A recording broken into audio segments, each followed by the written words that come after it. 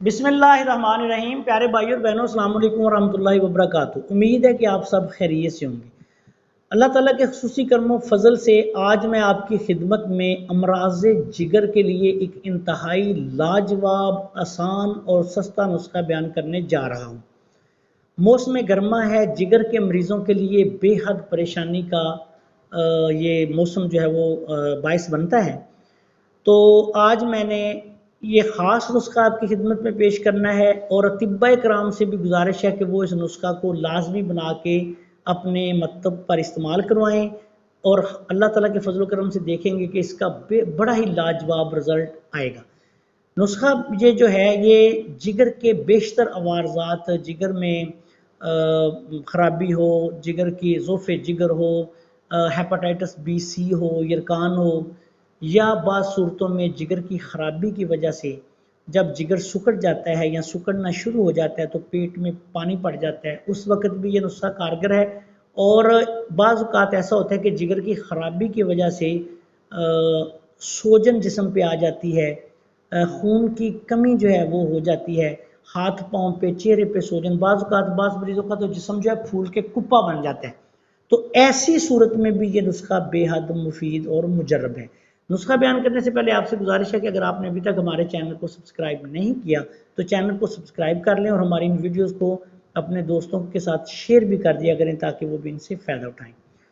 ये जो नुस्खा मैं आपकी खिदमत में बयान करने जा रहा हूँ ये तकरीबन 20 साल से जो है वो मेरे ज़ेरे इस्तेमाल है। अतिब्बा इकराम के लिए ख़ास तोहफ़ा है, बहुत बड़ा नुस्खा है। ये मुझे कैसे मिला ये किसकी लंबी दास्तान है। बहरहाल नुस्खे की तरफ आते हैं। इस नुस्खा में सबसे पहले आपने लेना है अफसन 3 जो है उसका चूरा, उसके पत्तों का चूरा ले लें। अगर वो ना मिले तो उसके पूरे पौधे को साफ़ सुथरा वो पौधा जो कटा हुआ मार्केट में आता है वो उसके छोटे छोटे पीसीज ले लें, उनका पाउडर बना के वो आपने 5 तोला लेना है। उसके बाद आपने 5 तोला कलमी शोरा असली लेना है, ज़मीनी। इसके बाद आपने नुशादर ठीकरी 5 तोला लेनी है। 5 तोला ही आपने रेमंड खताई लेनी है और 5 तोला ही आपने रेमंड चीनी लेनी है। इन तमाम अद्वियात को बारीक पीस के बिल्कुल बारीक पाउडर करके रख लें। इसकी ये कड़वा होता है क्योंकि अफसन 3 है इसमें।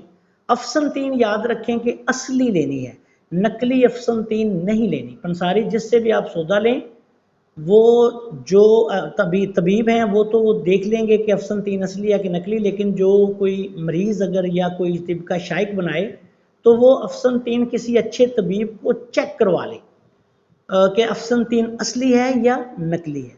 असली अफसन 3 आपने इस नुस्खे में शामिल करनी है। इस नुस्खे में जब ये तमाम चीज़ें आप बारीक पीस के मिक्स करेंगे, मिला लेंगे तो ये नुस्खा तैयार हो जाएगा।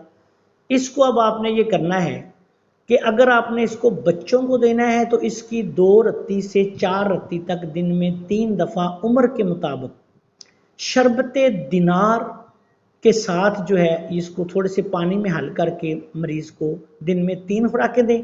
बड़े लोग जो हैं उनको 1 ग्राम से लेके 2 ग्राम तक इसकी मकदार खुराक है। इसको आप ऐसा करें कि बड़े फुल साइज़ के कैप्सूल 1 ग्राम वाले लेके भर लें। 1 कैप्सूल से लेके 2 कैप्सूल तक दिन में 3 दफ़ा शरबते दिनार के साथ इस्तेमाल करवाएं।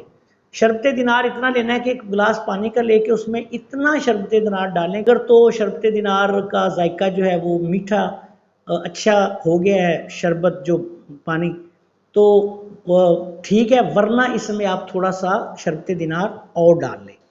अब इसके साथ आपने ये दवाई दिन में 3 दफ़ा इस्तेमाल करनी है।